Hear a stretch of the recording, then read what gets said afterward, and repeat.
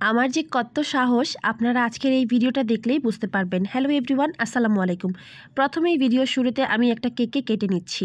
আজকে ভেবেছিলাম এই কেকটাকে কেটে খেয়ে ফেলবো, তবে কেকটাকে কেটে খেয়ে ফেলবো না। এই কেকটা আমি এমন একটা ডিজাইন তৈরি করতে যাচ্ছি, যে ডিজাইনটা অনেক বড় একটা পেজের, মানে বাংলাদেশের সবচেয়ে মোস্ট ডিমান্ডিং নিতু বাবুর্চি পোর্টফোলিও পেজ থেকে নেয়া। আমি নিতু আপুর এই কেকটাকে আজকে রিক্রিয়েট করার চেষ্টা করছি।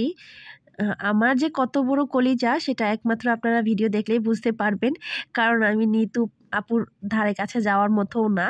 তো ওনার কেক রিক্রিয়েট করা আমার পক্ষে কখনোই সম্ভব না, তারপরও আমি আমার মতো করে চেষ্টা করছি। অনেক দিনের ইচ্ছা ছিল আমি এই কেকটা রিক্রিয়েট করব। এটা একটি ওভাল শেপের কেক। তো আমি অনেক ধরনের শেপ তৈরি করেছি, তবে এই ওভাল শেপটা এখনও আমার তৈরি করা হয়নি। তো নিতু বাবুর্চির পেজটাকে তো আমি সবসময় ফলো করি, বা ওনার কেক তো সবসময়ই সুন্দর, সেটা সবাই জানে। তো ওনার পেজ থেকে এই কেকটা দেখে আমার ভীষণ ভালো লাগে। তো আমার 1 পাউন্ড ওজনের একটা কেক অর্ডার এসেছিল। উনি কোনো ধরনের ডিজাইন দেয়নি। তো আমি ভাবলাম যে এই ডিজাইনটাই করে দিই, আর উনি আমার রেগুলার কাস্টমার ছিল। তো ওনাকে আমি বলেই আমি ডিজাইনটা তৈরি করেছি। তো আপুর মতো তো হয়ইনি। তো শেষ পর্যন্ত আপনারা ভিডিওতে দেখলেই বুঝতে পারবেন। তো আমি আমার মতো করে করার চেষ্টা করেছি। আর এটা ওভাল শেপ হওয়ার থেকে একটু লম্বা শেপ হয়ে গেছে। তো যাই হোক, তারপরে যেহেতু 1 পাউন্ডের মধ্যে ছিল আর আমি প্রথমবার ট্রাই করছি, তো এজন্য একটু 19-20 হয়ে গেছে। তো নেক্সট টাইম করলে হয়তো আরও একটু ভালো হবে। আমার ইচ্ছা আছে যখন নেক্সট টাইম এই কেকটা আবার তৈরি করব, আমি আরও ভালো করে তৈরি করতে পারবো বা তৈরি করব। তো যাই হোক, আমি কথা বলতে বলতে এখানে কেকটাকে কেটে ক্রাম কোট করে এখন আমি একটি ছোট সাইজের স্টার নজেল দিয়ে ডিজাইনটা দিয়ে দিয়েছি। আর ডিজাইনটা কিভাবে দিয়েছি সেটা আপনারা ভিডিও দেখে নিশ্চয়ই বুঝতে পারছেন।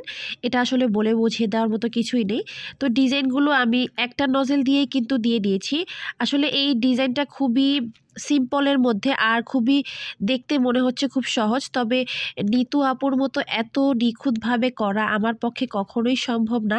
আমি এখনও ওনার মতো হতে পারিনি। ইনশাল্লাহ আস্তে আস্তে একদিন ওনার মতো অবশ্যই হব। আপনারা সবাই দোয়া করবেন। নিচের বর্ডারটা দেয়া হয়ে গেছে। এখন আমি ওপরে একটি 124 নাম্বার রোজ নজেল দিয়ে কিছু পাতা দিয়ে দিচ্ছি।